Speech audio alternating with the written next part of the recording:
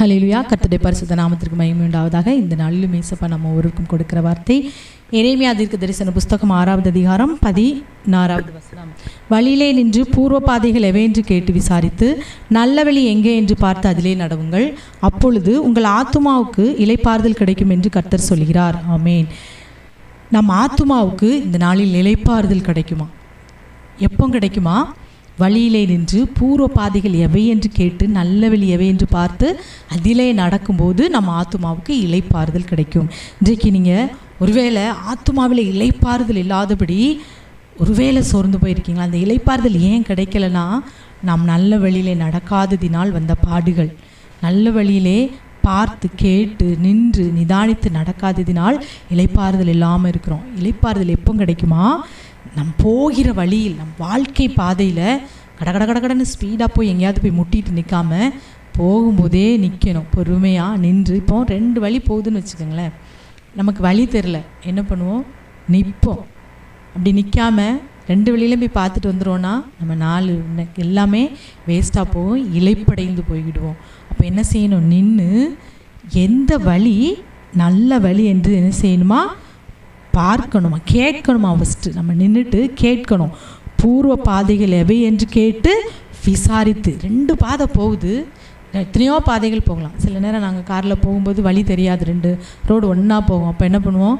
அப்படியே போயிட மாட்டோம். நின்று யாராவது வராங்களான்னு பார்த்து கேட்டு, இந்த ஊருக்கு இந்த வழியாக போக முடியுமா, இந்த ஊருக்கு இந்த வழியாக போக முடியுமான்னு கேட்டுட்டு அப்புறம் தான் போவோம். அப்போ தான் நமக்கு எல்லாமே மிச்சம். டீசல் இது எல்லாமே இல்லைன்னா எல்லாமே வேஸ்ட்டு. உடல் உழைப்பு வேஸ்ட்டு, நேரம் வேஸ்ட்டு, எல்லாம் வீணாக போயிடும். இழைப்பு தான் கிடைக்கும். அதை தான் இன்றைக்கு இந்த வசனம் சொல்லுது பாருங்கள். அப்போது நம்ம என்ன செய்யணும்? போகிற வாழ்க்கை பாதையில் நம்ம பாட்டு நிதானம் இல்லாமல் போகாதபடி நின்று பூர்வ பாதை எது, இதில் பூர்வமான பாதை எது, என் ஆதி தகப்பன்கள் சென்ற பாதை எது, நம்முடைய முன்னோர்கள் சென்ற பாதை எது என்று சொல்லி நின்று கேட்டு விசாரிக்கணும். விசாரித்து எது நல்ல வழி என்று பார்க்கணும். எந்த வழியில் போனால் நம்ம கரெக்டாக போக முடியும்? முள், புதர், கல், மேடு, பள்ளம், தண்ணி, இப்படியெல்லாம் பாதை உடைந்து அப்படி இருந்தால் போக முடியாது. இப்படி இந்த வழியாக தான் போகணும். ஆனால் அங்கே ரோடு வெட்டி போட்டிருக்காங்கன்னா நம்ம என்ன செய்ய முடியாது? போக முடியாது. அப்போது எது நல்ல வழின்னு பார்க்கணும்.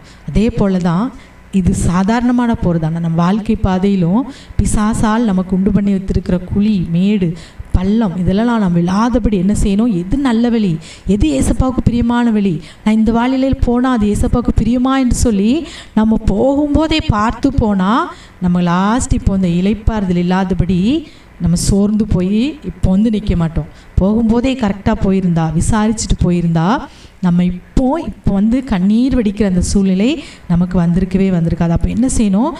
எது நல்ல வழி என்று பார்த்து அதிலே நடவுங்கள், அப்பொழுது உங்கள் ஆத்துமாவுக்கு இளைப்பாறுதல் கிடைக்கும். எது நல்ல வழியிலோ அதில் நடந்தாதான் உங்கள் ஆத்துமாவுக்கு, உங்கள் சரீரத்துக்கு எல்லாவற்றுக்குமே இளைப்பாறுதல். மாட்டோம் என்று எதிர்த்து நின்றால் என்ன செய்வோம்? நம்ம பட்டயத்துக்கு இரையாகும். ஆனால் அவர்களோ நாங்கள் அதிலே நடக்க மாட்டோம் என்கிறார்கள். இந்த வசனத்தில் நம்ம நிறைய பார்க்கலாம். இதில் அங்கே பாருங்கள், 10வது வசனத்துலேயும் எரேமியா 6:10 அவர்கள் கேட்க மாட்டார்கள், கர்த்தருடைய வசனம் அவர்களுக்கு நிந்தியாக இருக்கிறது, அதில் அவர்களுக்கு விருப்பமில்லை. கர்த்தருடைய வசனத்தையும் கேட்க மாட்டாங்க, வேதத்தை வாசிக்க மாட்டாங்க, சொல்லுகிற கர்த்தருடைய பிள்ளைகள் சொல்லுகிற வார்த்தையையும் கேட்க மாட்டாங்க. அவர்களுக்கு அது நிந்தியாக இருக்கிறதா. கேட்க மாட்டார்கள், கர்த்தருடைய வசனம் அவர்களுக்கு நிந்தியாக இருக்கிறது, அதன் மேல் அவர்களுக்கு விருப்பமில்லை.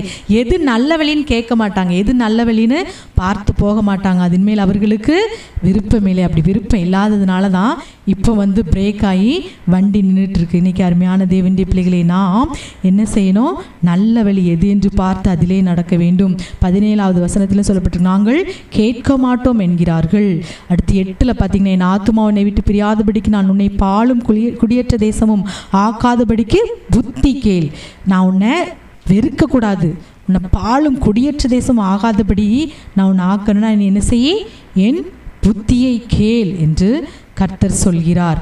ஆகவே இந்த நாளில் நாம் கர்த்தருக்கு பிரியமானது என்ன என்று நாம் அதிலே நடக்க வேண்டும். அவங்க என்ன செய்கிறாங்களா?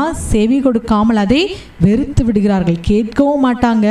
அதே போல் என் வார்த்தையை கேளாமல் இருந்து என் ஜனங்கள், என் வார்த்தையை கேளாமல் இருந்து என் நியாய பிரமாணத்துக்கு செவி கொடாமல் அதை வெறுத்து விடுகிறார்கள். வசனத்தை படிக்கவும் மாட்டாங்க, கேட்கவும் மாட்டாங்க, அதை செவி கொடுக்கவும் மாட்டாங்க, அதை வெறுத்து விடுவார்கள். இதெல்லாம் எனக்கு விருப்பமல்ல, உங்கள் பலிகள் எனக்கு இன்பமாயிராது என்று சொல்கிறார். உங்கள் சர்வாங்க தகனங்கள் எனக்கு விருப்பமல்ல, உங்கள் பலிகள் எனக்கு இன்பமாயிராது. நம்ம இப்போ ஏசப்பாவுக்குன்னு சொல்லி செய்கிற இந்த வழியிலலாம் நடக்காதபடி நம்ம செஞ்ச அந்த பலிகள் கர்த்தருக்கு இன்பமாக இருக்கவே இருக்காது. நம்ம வேணால் சொல்லலாம், நான் செய்கிறது ஏசப்பாவுக்கு பிரியம், நான் செய்கிறது ஏசப்பாவுக்கு இன்பம் என்று சொல்லி. ஏசப்பா சொல்கிறாரு பாருங்க, உங்கள் சர்வாங்க தகனங்கள் எனக்கு விருப்பமல்ல. சேபாவில் வந்த தூபவர்க்கமும் தூரதேசத்திலிருந்து சுகந்த பட்டையும் எனக்கு எண்ணத்துக்கு. இதெல்லாம் எனக்கு எதுக்கு? எண்ணத்துக்கு. உங்கள் சர்வாங்க தகனங்கள் எனக்கு விருப்பமல்ல, உங்கள் பலிகள் எனக்கு இன்பமாயிராது. நீ எங்கெங்கெல்லாமோ இருந்து எதெல்லாமோ நீ கொண்டு வந்து எனக்கு வைத்தாலும் அது எதுக்கு அப்படின்னு கேட்குறாரு. நீ கீழ்ப்படியாமல், என் வழியில் நடக்காமல், என் வேதத்தை கேட்காம, அதில் உனக்கு விருப்பம் இல்லாமல் நீ நடந்தா இது எண்ணத்துக்கு? அது எனக்கு இன்பமாயிராது என்று சொல்கிறார். ஆகவே இந்த நாளில் நீ என் ஜனத்தின் வழியை அறிந்து கொள்ளவும் சோதித்து பார்க்கவும் நான் உன்னை அவர்களுக்குள்ளே துருகமாகவும் மரணமாகவும் வைத்தேன். அப்போ நாம் வழியை என்ன செய்யணும்? சோதித்து பார்க்கணும். லாஸ்ட் 30 அவர்கள் தள்ளுபடியான வெள்ளி எனப்படுவார்கள். அவர்கள் கர்த்தர் தள்ளி விட்டார். இப்படிலாம் நம்ம இருந்தால் நம்ம தள்ளி விடுவார்.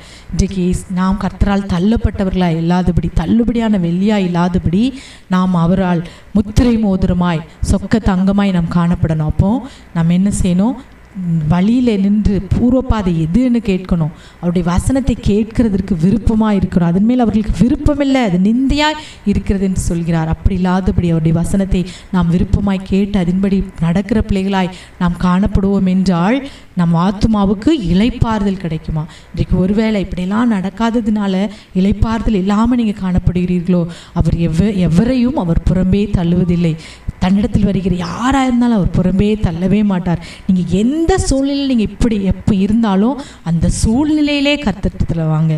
எந்த சூழ்நிலை இருக்கீங்களோ அதிலேயே கர்த்தரிடத்தில் நீங்கள் வருவீர்கள் என்றால் அவர் சூழ்நிலை எல்லாம் மாற்றி போட்டு, நீங்கள் இன்றைக்கி இளைப்பாறுதல் இல்லாதபடி இருக்கீங்களா, உங்கள் ஆத்துமாவில் ஒரு இளைப்பாறுதலை இந்த நாளில் அவர் உங்களுக்கு கட்டளையிட வல்லவராக இருக்கிறார். ஆகவே ஜெபிக்கலாம். ஐசப்பா, உம்மை நாங்கள் நன்றியோடு ஸ்தோத்திரிக்கிறோம். அப்பா, வழியிலே நின்று பூர்வ பாதைகள் எவை என்று கேட்டு நல்ல வழி எது என்று பார்த்து அதிலே நடவுங்கள் என்று சொல்லியிருக்கீங்கப்பா. அப்போது எங்கள் ஆத்துமாவுக்கு இளைப்பாறுதல் கிடைக்கும் என்று சொல்லியிருக்கீங்கப்பா. இந்த வேத வசனத்தின்படி நாங்கள் நின்று கேட்டு விசாரித்து நடக்கக்கூடிய அந்த கிருபை எங்களுக்கு தாங்கப்பா. உங்களுடைய வார்த்தை ஆர்வமாய் கேட்க அது நிந்தையாய் எங்களுக்கு இருக்கு என்று சொல்லாதபடி உங்கள் ஆர்வமாய் கேட்க நீர் கிருபை செய்யுங்க. உங்களுடைய வார்த்தையின்படி கேட்டு அதன்படி நடந்து அப்பா நாங்கள் உமக்கு இன்பத்தையும் சந்தோஷத்தையும் கொடுக்கிற பிள்ளைகளாய் காணப்பட நீர் கிருபை செய்யுங்கப்பா. இந்த வேளையில் இளைப்பாறுதல் இல்லாதபடி ஜெபிக்கிற ஒவ்வொரு பிள்ளைகளுடைய வாழ்க்கையிலும் அப்பா நீர் இளைப்பாறுதலை நீர் கட்டளையிடுங்கப்பா. வருத்தப்பட்டு பாரம் சுமக்கிறவர்கள் எங்கள் இடத்தில் வாருங்கள், நான் உங்களுக்கு இளைப்பாறுதல் தருவேன் என்று சொன்னீங்களப்பா. வருத்தத்தோடும் பாரத்தோடும் பாரம் அனுபவித்துக் கொண்டிருக்கிற ஒவ்வொரு பிள்ளைகளுக்கும் நீர் இந்த நாளில் இளைப்பாறுதலை கட்டளையிடுங்க பரம தகப்பனே. முற்றிலுமா எங்களை உடைய கரத்தில் ஒப்பு கொடுக்கிறோம். ஸ்தோத்திரம் அப்பா. பெரிய காரியங்களை செய்யுங்க. சகல துதி கன மகிமை உமக்கே செலுத்துகிறோம். இயேசுவின் நாமத்தில் ஜெபிக்கிறோம் நல்ல பிதாவே. ஆமீன். ஆமீன்.